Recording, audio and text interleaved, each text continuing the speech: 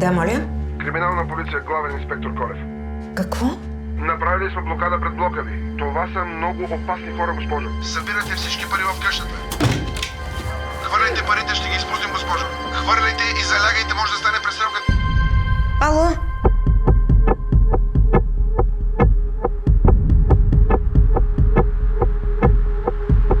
Дойдох за парите. Какви пари? И той ми каза да хвърля парите през прозореца. Звънят на произволни номера, докато не попаднат на потенциалната жертва. Никой не е защитен, повярвайте ми. Какво станало?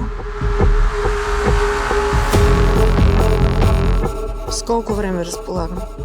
Колко? До 2 дена приключва всичко. Парите ми трябват сега.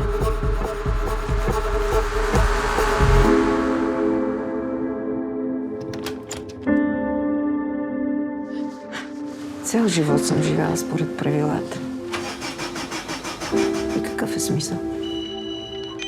Ало?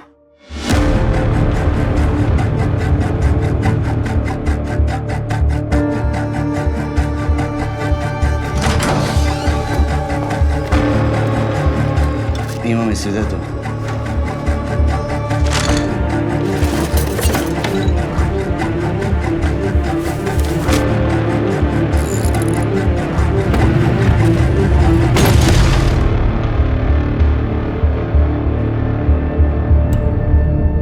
Ако беше жив, това никога нямаше да се случи.